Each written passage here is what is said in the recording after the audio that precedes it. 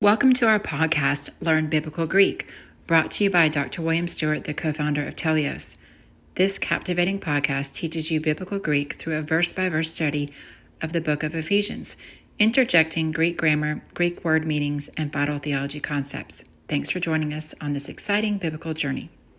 Your study will be more effective if you use the Greek text with the Bible word codes, either on the eSword download or Bible Hub website.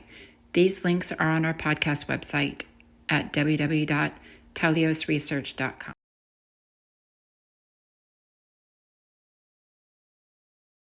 Hi, William Stewart, co-founder of Teleios. Welcome back to our podcast on learning biblical Greek. I'm glad you're here. Open that Greek text, get out the any links that you need on the website, like the grammar, and let's get going. We're in Ephesians 4, verse 29 today, a great and important verse. We're in the middle of a group of admonishments and commands by Paul to the church.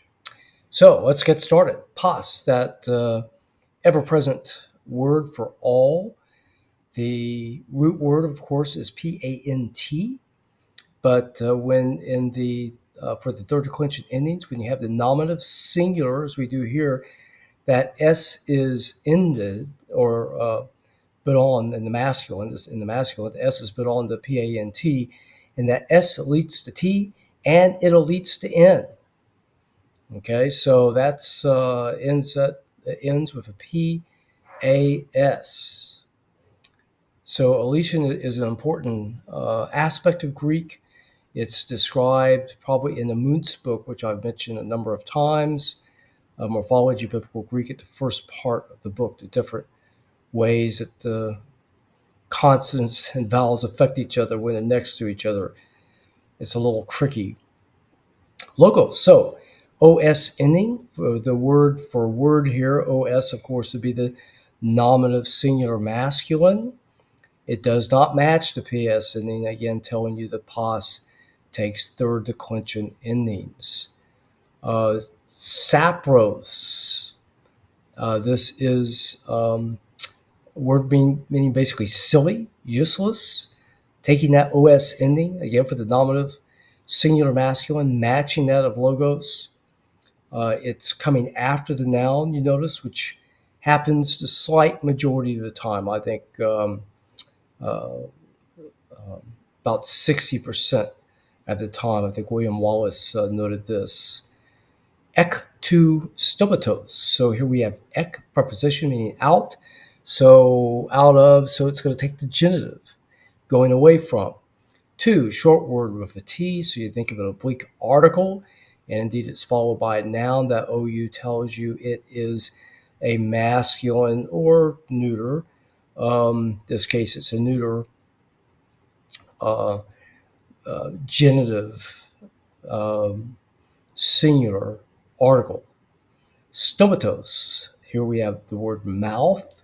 You get a medical term stoma for when you have to surgically take the end of the intestine and exit it through the stomach wall. That's a stoma, the opening. But mouth in Greek, notice the OS ending. This not matching the article, so it tells you it's third declension. In the third declension, the OS is the genitive singular. So the root here would be stomat, and you just add the OS on to it to get the final genitive form. Umo, you, omega N, that tells you it's the genitive plural second person. Yours. Me, not. This is the light not, the gentle not, sort of the subjunctive, you might call it, for negative commands, as opposed to u, which is more of a hard not, ou. Ekporutho. Okay, so here we have a vowel, and that ek is the prefix. Peruomai is going to be a my form verb for proceed. So, of course, the my comes off after the, if it's not in the present indicative. And indeed, this S theta omega tells you it is the third person singular indicative passive. Okay, that S theta O just tells you it's the command form. Did I say indicative? Imperative, imperative passive for the present tense. So let no one proceed. Now, this is a my verb, so it's the deponent. So that passive form is translated in the active. So let nothing proceed. Remember, the third person command form is generally used to be a little gentler than the second person more direct form. That was probably the case. There might be some overlap here. Paul is using it a lot in this passage. Allah, which is truncated to just al because it's followed by a word that starts with an E. So for pronunciation, Allah means but. And it's generally, Run just said that the phrase that goes after the but is generally preferred than what's gone before. Okay, so in this case, the but says the good things are preferred and the silly things that went before are not preferred. So it's helping us interpret the sentence. EI is generally means if. Tis can mean any, a certain one.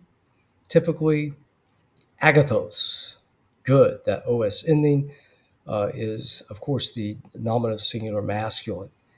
It's an adjective, however, and there's no following noun. Remember, the Greek, like many languages, not English, you can turn an adjective into a noun. Western European languages generally can do this, the Romantic languages in German. So in English, we would add typically the good things. Okay, so what do we have? All silly word out of your mouth. Do not let proceed.